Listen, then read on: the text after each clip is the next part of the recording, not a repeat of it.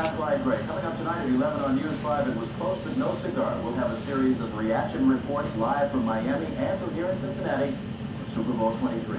See you there. My son Icky got his cousins right here. Across the tri-state were turned into cozy jungles. Here at Todd and Jackie Wood's home in Florence, they had it all. The jungle atmosphere, fuel for the game, orange and black ice, and their very own locker room. And this big fella was no Bengal mascot, but he was close enough. Hooray, the Bengals! Bengals! Fantastic. The Bengals are just going to kill them. I just can't wait to see it. And here at the Highland Baptist Church in Fort Thomas, fans listened to a sermon during the halftime break. Many Super Bowl fans ventured to sports bars for the game. The Super Bowl was full of excitement, and you could see it on the fans' faces. After a half, the Bengals were hanging tight with the 49ers. The game was all tied, and the fans watching the game were growing more confident. Icky's going to get 2 touchdowns. Chris Collins first one, and I know the Bengals were going to go all the way. They were winners all season long, and they were going to get it.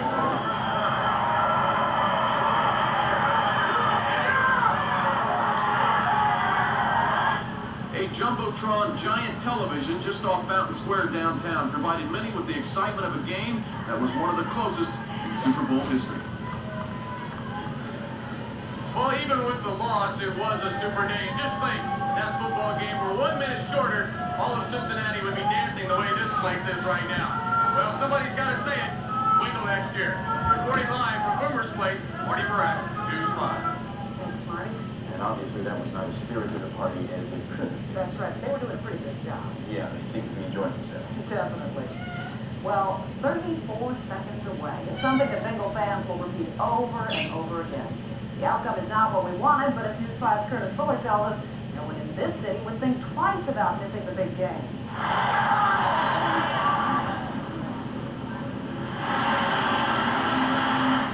As the excitement was building in Miami, Cincinnati was virtually shutting down. It was as if people would turn into pumpkins if they didn't make it home in time for the kickoff.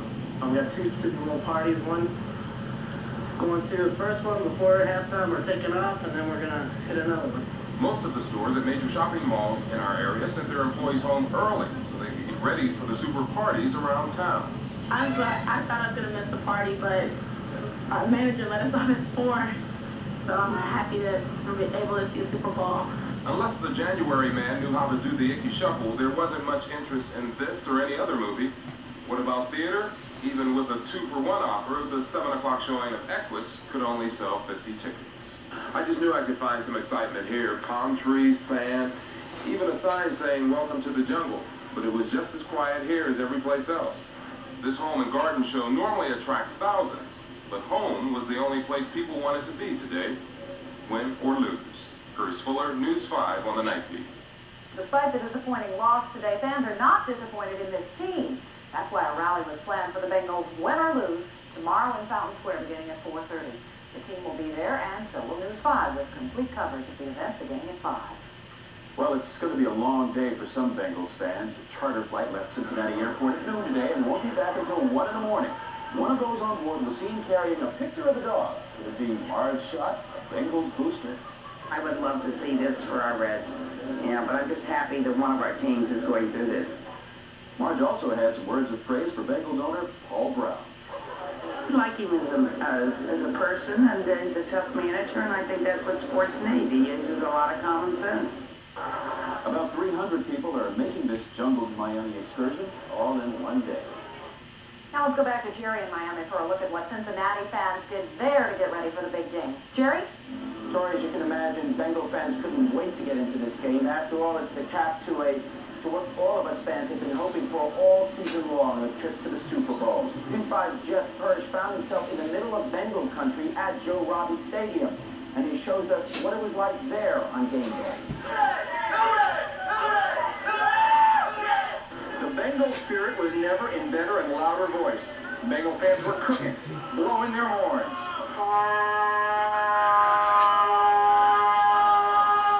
They were putting on their game faces and getting with the program. Programs! Anyone want a program? Winning this game, fans thought would be a breeze, a warm Florida breeze. And of course it was a jungle down here.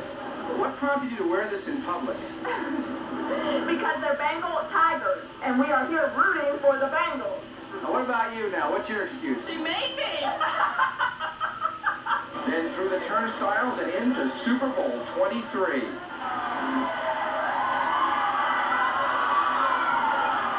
You were in Pontiac.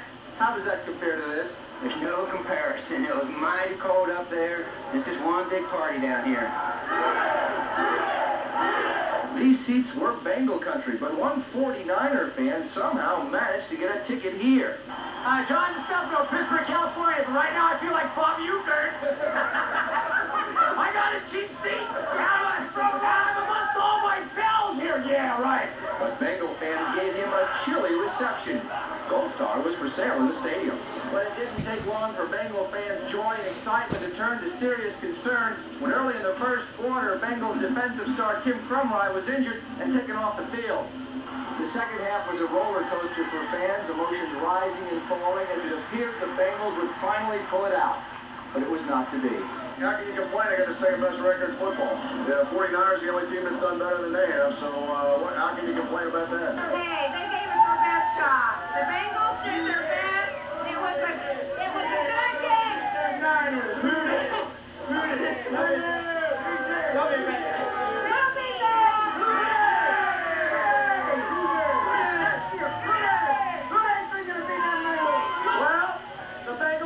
Tonight, they missed Stanley Wilson, they missed Tim Crumry, and they missed the championship by 34 seconds. But the fans say they will be back. This is a really tough one. We thought for sure the jungle would come down here and really eat them up, but it's hard to, I hate to say there's always next year because this is the year we wanted it, but I guess that's what we have to say. At the Super Bowl, Jeff Hirsch, News 5 tonight. Thanks, Jeff. I hope you're getting a flavor of what it was like there. I was there watching the whole game. We were up in the what would in Riverfront Stadium be the Red Sea. You can hardly talk. We spent the whole game screaming. And I got to tell you, it was like being in a Cincinnati community. I mean, the camaraderie among the fans, particularly when Jeff mentioned, like in the third and fourth quarter, when it was a roller coaster, all of a sudden we were winning when Stanford Jennings scored that touchdown. It was like unbelievable. We were really going to be Super Bowl champs. And it was just a wonderful, wonderful feeling. And I hope everybody gets to share something like that sometime in their lifetime. Let's go back to you now, Clyde. All right, Jerry, thanks. By the way, I'm touched by the fact that people seem to be accepting all of this fairly easily. Yeah, very much so.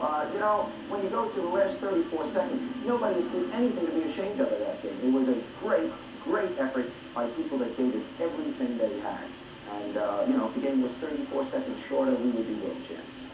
Glad to hear that. No matter what the outcome, I think it was definitely an experience. Yes, it was. Well, coming next on News 5 tonight, what do fans think of Stanley Wilson's suspension? And we'll show you what it's like